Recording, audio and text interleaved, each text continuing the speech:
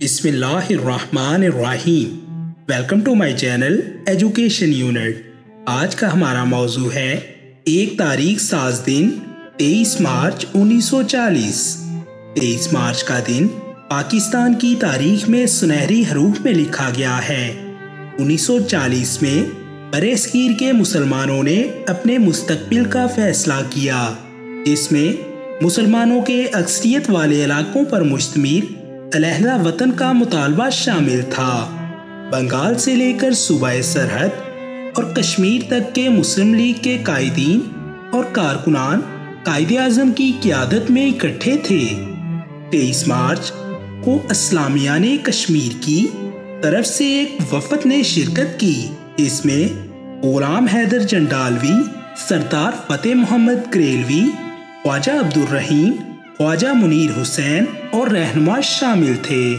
1857 سے 1940 تک برصغیر کے عظیم مسلمانوں نے ایک نظریے کے لیے قربانیاں دیں، لیکن اپنے ابدی اصولوں کو نہ چھوڑا۔ مسلمان معاشی بدحالی کا شکار ہوئے، لیکن انہوں نے اپنی عزت نفس کو مجروح نہ کیا۔ اب وقت آ گیا تھا کہ مسلمان اپنے حق کے لیے اکٹھے کھڑے ہو جائیں، کیونکہ ان کو معلوم تھا کہ ہندوؤں اور انگریزوں کو احساس دلانا پڑے گا۔ تو پھر تصور پاکستان کے خالق علامہ محمد اقبال کے عظیم خطبہ الہ آباد نے 1930 کو اس بات کو عملی جامہ پہنا دیا۔ 23 مارچ کا دن پاکستان کی تاریخ میں سنہری حروف میں لکھا گیا ہے۔ 1940 میں برصغیر کے مسلمانوں نے اپنے مستقبل کا فیصلہ کیا، جس میں مسلمانوں کے اکثریت والے علاقوں پر مشتمل علیحدہ وطن کا مطالبہ شامل تھا۔ بنگال سے لے کر صوبہ سرحد اور کشمیر تک کے مسلم لیگ کے قائدین اور کارکنان قائد اعظم کی قیادت میں اکٹھے تھے۔ 23 مارچ کو اسلامیہ نے کشمیر کی طرف سے ایک وفد نے شرکت کی، اس میں غلام حیدر جنڈالوی، سردار فتح محمد کریلوی، خواجہ عبدالرحیم، خواجہ منیر حسین اور رہنما شامل تھے۔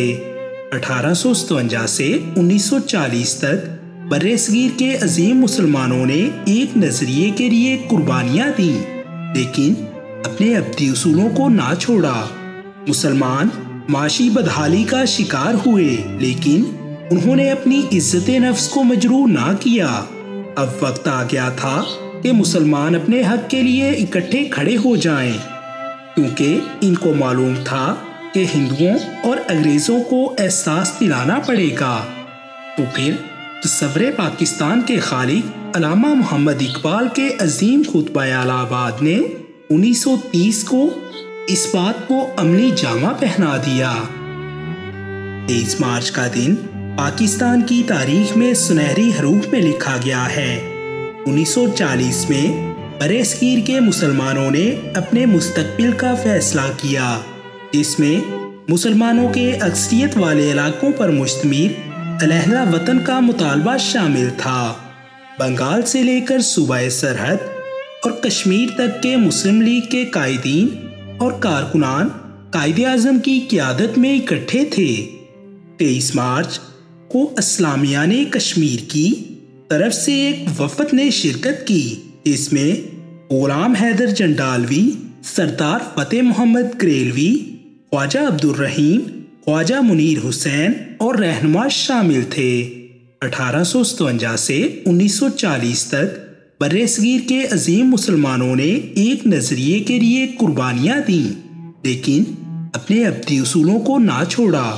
مسلمان معاشی بدحالی کا شکار ہوئے، لیکن انہوں نے اپنی عزت نفس کو مجروح نہ کیا۔ اب